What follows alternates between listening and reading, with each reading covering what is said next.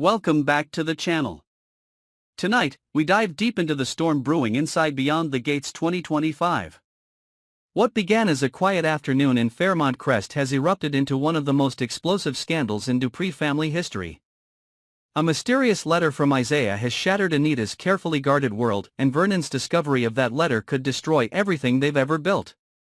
Secrets buried for decades are surfacing, alliances are breaking, and the walls of the Dupree empire are closing in. Was Isaiah seeking justice, or revenge? And will Vernon's desperation to protect his family lead him to commit the ultimate sin? Get ready, because this is the episode that changes Beyond the Gates forever. On a dim afternoon at Fairmont Crest, as the last rays of sunlight cut through the Dupree mansion's tall windows, Anita received an old, dust-covered envelope postmarked years ago. There was no return address, only a single handwritten phrase, "Return to what you buried." Her heart pounded when she saw the familiar handwriting. It belonged to Isaiah Hawthorne, a man once intertwined with the Dupree family's past, the man Anita had tried to erase from memory.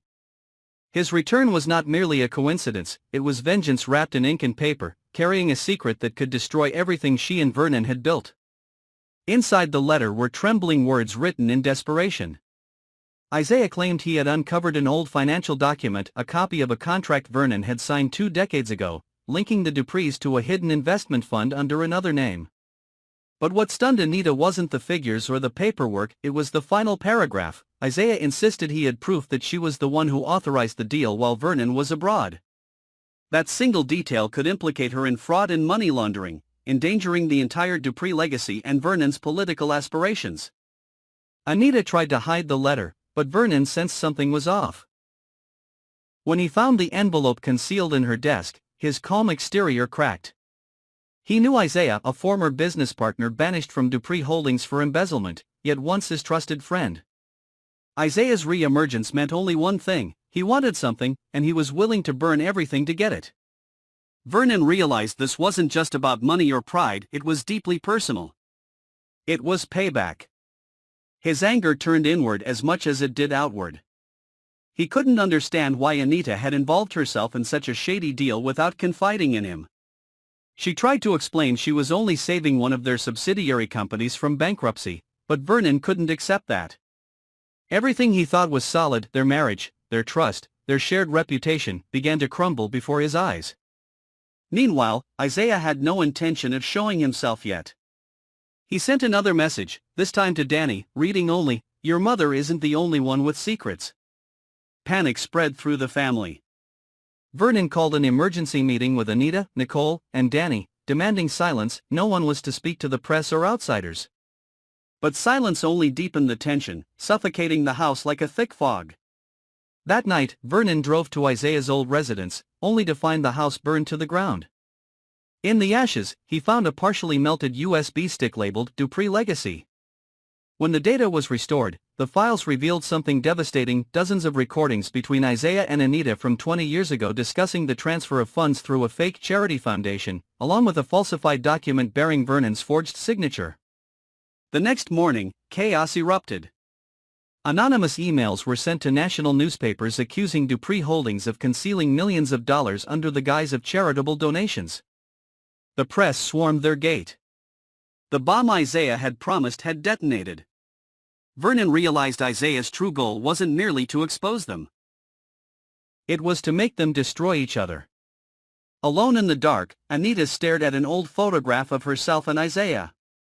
Once, there had been something more than friendship between them, a mistake, a forbidden connection, and it was that mistake that had seeded their downfall. Desperate to regain control, Vernon met Isaiah at an abandoned warehouse where their first business deal had been struck. But instead of reconciliation, he found Isaiah recording their conversation. Isaiah threw a thick folder toward him. Inside were ownership documents showing the Dupree Foundation under one name, Anita Dupree. The episode ended with Vernon returning home, silent and pale. He placed the old photograph in front of Anita, the one showing her with Isaiah at the foundation's launch years ago, and uttered only one sentence: "Now I know everything." Outside, the flashing cameras of reporters cut through the night like lightning. The storm had finally arrived.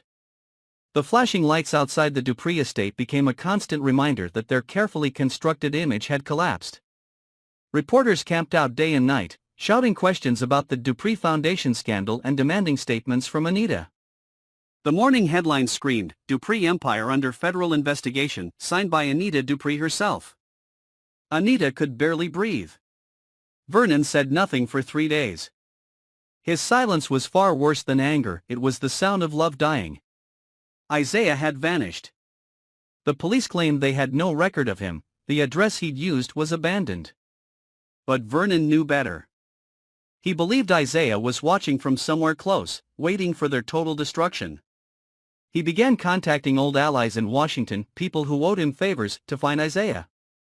This wasn't about saving reputation anymore. It was about ending Isaiah's life before Isaiah ended his.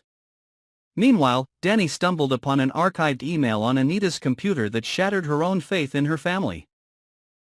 The email implied that Isaiah hadn't acted alone. Nicole had also known about the foundation's secret accounts years ago. The realization horrified her.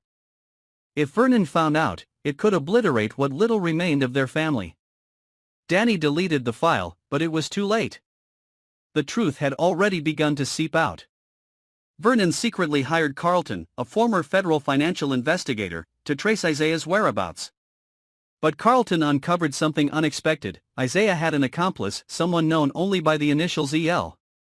Tracing financial transfers, Carlton discovered a bank account under the name Evelyn Lawson, Vernon's former assistant who had been forced out by Anita over a decade ago.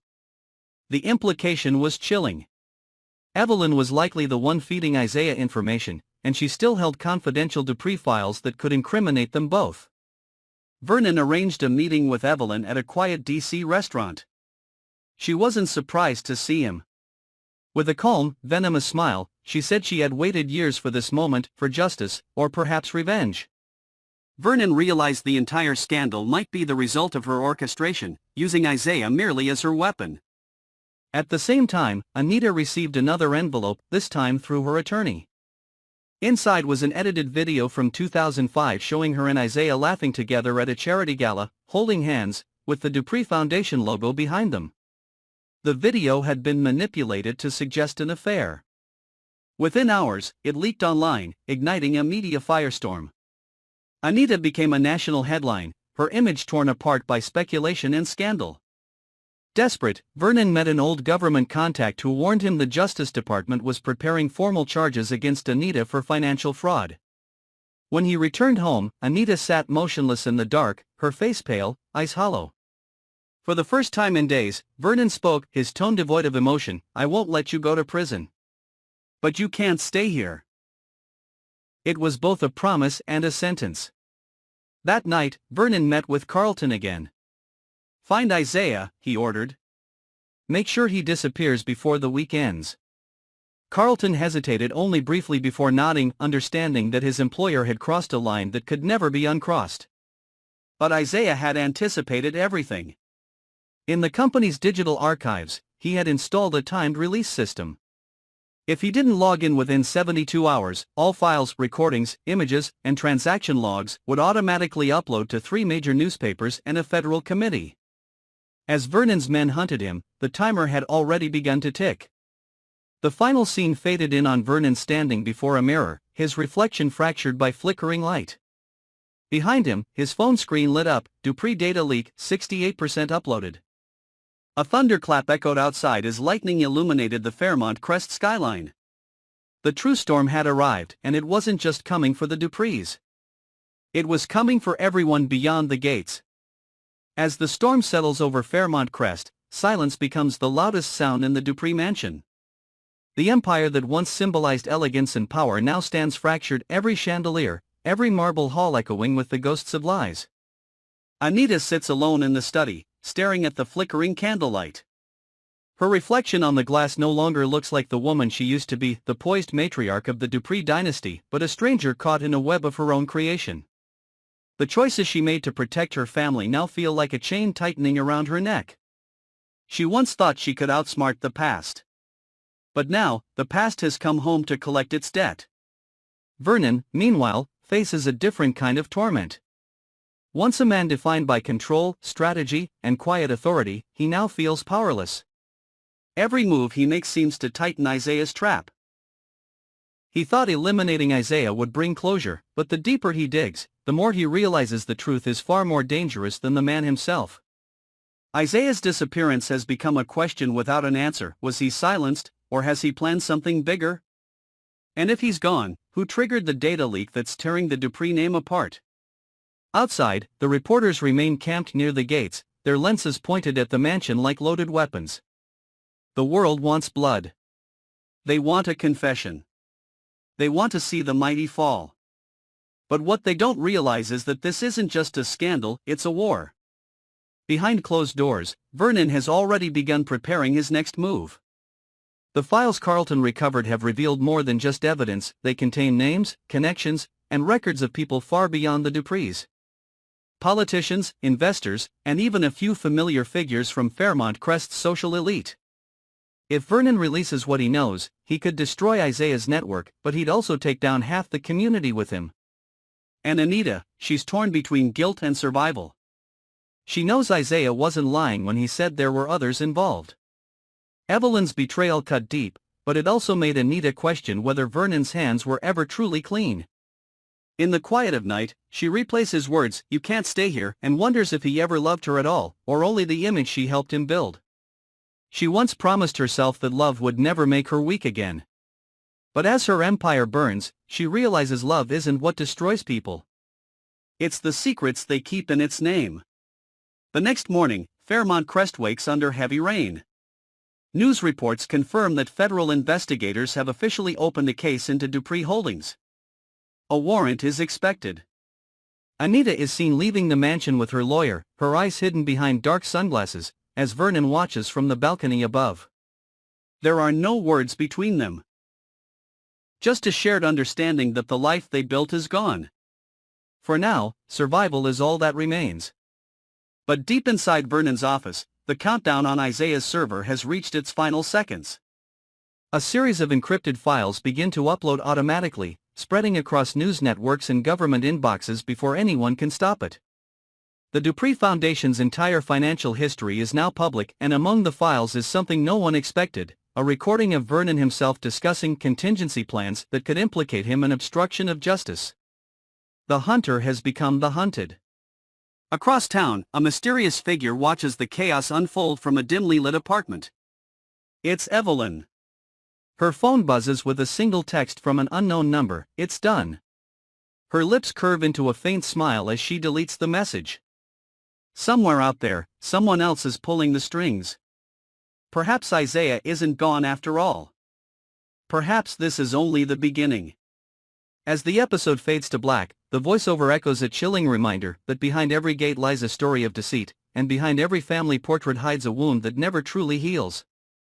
The Duprees may have built their kingdom on wealth and reputation, but what's left now are only ashes and questions. How far will Vernon go to protect what's his? Will Anita fight for redemption or surrender to ruin? And if Isaiah is still alive, what final move will he make? Because in Beyond the Gates, no secret stays buried forever.